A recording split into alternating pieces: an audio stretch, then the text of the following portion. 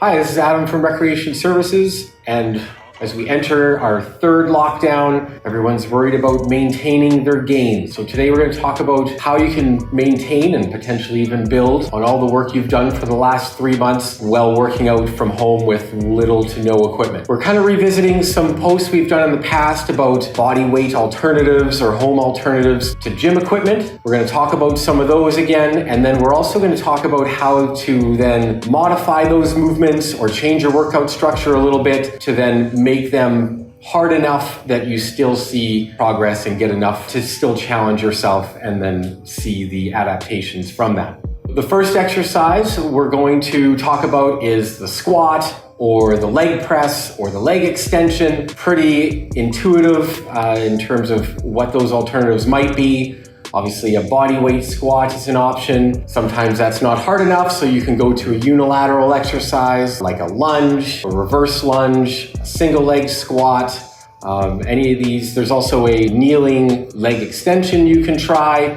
So these are all kind of pretty standard exercises you might already do on top of squats and leg presses and things like that. So that's a pretty simple one to add on and to substitute. For chest day, obviously bench press, dumbbell chest press, things like that, incline or decline. Again, pretty intuitive substitution there. The easiest one to substitute would be the push-up and variations of the push-up. So some things you can do to vary the push-up is to change hand position from a standard push-up into a military style push-up. You can also modify your foot position to imitate an incline or decline push-up. If you were trying to mimic an incline chest press, you would then have your feet elevated and then your hands on the floor during a push-up to mimic kind of an incline press. On the flip side of that, if you were to change it to a decline press, you would then have your feet on the floor and then your hands on a bench or chair or what have you. Hamstring curl is another one you might do in the gym, whether it's seated or prone hamstring curl on the machine. There are some floor-based versions of this you can try. If you have a stability ball, you can do it with a stability ball, heels on the ball, back on the floor, lifting up your butt and maintaining your butt off the floor and then just rolling the ball. There's also a floor slide version of this, so you need a relatively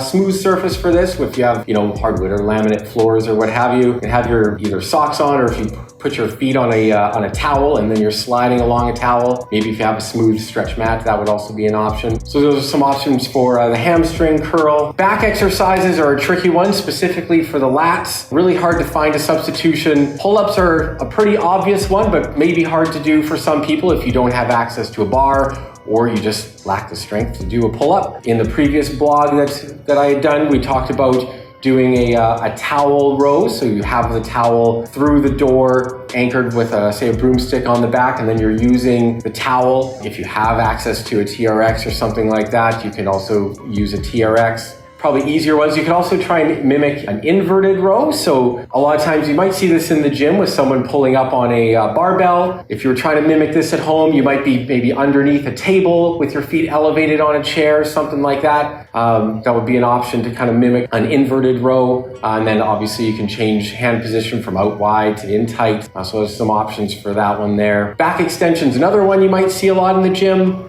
A good alternative for this one is if you have a chair or a bench or an ottoman of some sort that you can then kind of lean over.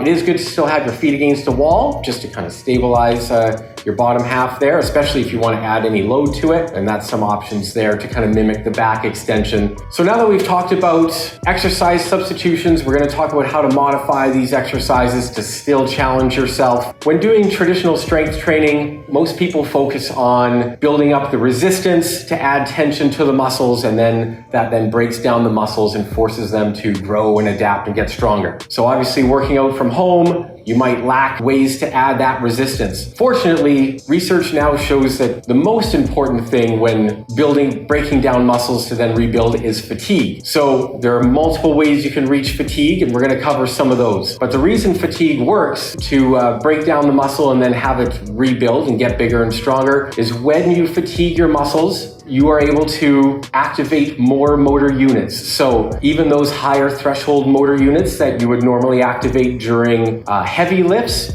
you activate once you've fatigued all those lower threshold motor units. So once you've gotten enough fatigue, you start recruiting those motor units that you would normally only activate when doing heavy lifts or maximal efforts. Also, once you start fatiguing your muscles, you start accumulating lactate. Lactate has an effect on several different hormones, so it'll increase growth hormone, it'll increase release of insulin-like growth factor, and it also suppresses or inhibits the kind of growth inhibiting protein myostatin. It allows an increase in growth hormone, and then that promotes growth in your muscles. So the key is just to get that fatigue. So it's not necessarily about the weight and the reps and stuff like that. So there's several ways we can get to fatigue. So some of the ways that I talked about in a previous article is increasing time under tension. So that's the time that your muscles are contracting, whether it's, eccentric or concentric parts of the motion. One of the easiest ways to increase your time under tension is to increase that eccentric contraction of movement. So in a squat, it's that lowering phase. Same within in a push-up, it's the lowering phase, things like that. If you really exaggerate that eccentric phase, that then keeps your muscles under tension that entire time. You can also do accentuated eccentric phases, which is a little bit of a step away from body weight exercise. So instead of, or maybe on top of, but instead of then making the eccentric phase longer, you just add additional weight to that eccentric phase. So if you have a partner, which you may not have now because you can't really work out with people, but if it's someone from your household, if say you're doing a push-up, right before you do the lowering phase of the push-up, someone puts a bag or something on your back and then adds weight to that lowering phase, that then takes advantage of your muscle's ability to generate more force during an eccentric contraction. So you're stronger during that eccentric phase, so then you can now add additional weight to that eccentric phase and apply more tension to the muscles that way. Another way you can increase time under tension is using isometric holes. So say at the bottom of a squat, if you just hold that bottom position, obviously that takes some time, and it's also in a mechanical disadvantage, so you're in the hardest part of the squat, so you're under the most tension, and then you're holding that for a bit, and that'll help accumulate fatigue as well. The last thing I want to cover and go into in a little more detail is rest periods. So we spent a lot of time talking about increasing weights and things like that, and that helps build muscle through the mechanical pathway. Rest ratios help us build through a metabolic pathway. So longer rest periods of say 3 minutes or so is very good for, sets of say 6 to 12, where you get that sweet spot of enough additional load that you can add tension to the muscle, but not so heavy that you can't get enough reps in to then get enough breakdown. So shorter rest periods, somewhere between the 30 to 60 second range, will help accumulate fatigue even though the added resistance isn't there. So if you have a lower rest ratio, you start getting that accumulation of lactate, like I mentioned previously, which then boosts growth hormone and IGF and helps you accumulate fatigue and breakdown and muscle damage and then rebuild and continue to grow.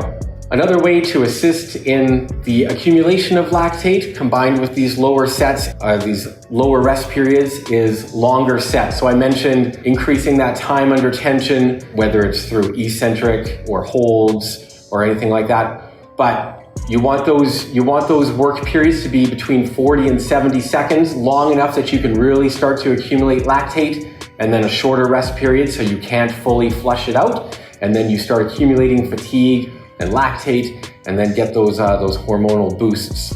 You might also find that you want to shorten your range of motion slightly during these low rest period exercises, because you don't want to get into a part of the range of motion when you're no longer under tension. So if I'm doing, say, a lateral raise, once I come down to the bottom here, I don't really have much tension. So I might shorten the movement, stay up here where I'm constantly under tension, things like that. So where during the mechanical pathway, we're focusing on loading the muscle. You want to go through a full range of motion, create tension through that entire range.